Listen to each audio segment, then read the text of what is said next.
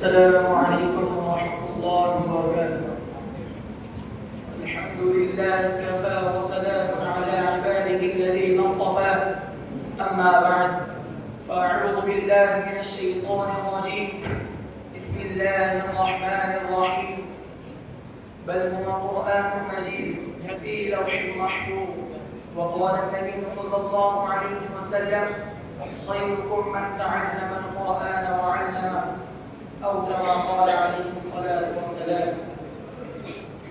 محترم صدر جلسہ، حاضرین مجلس اور میرے علم کے ہم سفر ساتھیوں، آج کی اس مبارک مجلس میں قرآن اور حافظ قرآن کے موضوع پر ایک چھوٹی سی تقریر پیش کرنا چاہتا ہوں.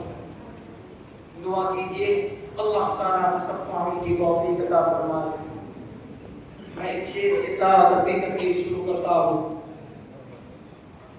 کہ زمانہ آج بھی قرآن ہی سے فیض پائے گا، کہ زمانہ آج بھی قرآن ہی سے فیض پائے گا، مٹے گی ظلمت شب اور سورج جگمگائے گا.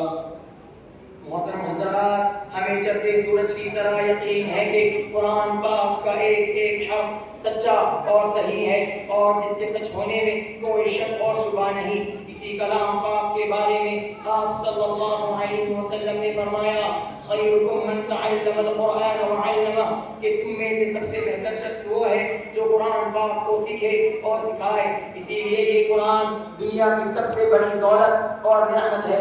زمین اور آسمان، چاند اور سورج، ستارے اور سیارے، کوئی بھی نعمت اس کا مقابلہ نہیں کر سکتی. اللہ تعالیٰ کا یہ کلام سب کلاموں سے افضل ہے.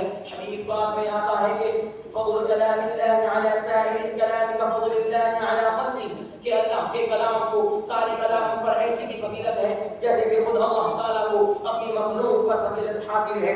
اسی طرح ایک حدیث میں آپ صلی اللہ علیہ وسلم نے فرمایا: جس نے قرآن پاک کو پڑھا اور اس پر عمل کیا تو کل قیامت کے دن اس کے والدین کو سورج سے بھی زیادہ روشن تاج پہنایا جائے گا. میرے محترم دوستو، غور کرنے کی بات ہے، جب والدین کو اتنے بڑے مرتبے سے نوازا جائے گا تو قرآن پڑھنے والے کا درجہ اور مرتبہ کتنا بلند ہوگا. محترم حضرات، قیامت کے دن حشر کا میدان ہوگا اور ایسے 10 آدمی جن پر دوزخ واجب ہو چکی ہوگی، حافظ قرآن رب کی بارگاہ میں سفارش کرے گا اور اللہ تعالیٰ اس حافظ قرآن کی سفارش کو قبول کرے گا اور ان 10 دوزخیوں کو دوزخ سے نجات مل جائے گی. مگر افسوس سر افسوس، ہم نے قرآن پاک کو چھوڑ دیا، ہم نے اس کی پاکیزہ تعلیمات کو بھلا دیا.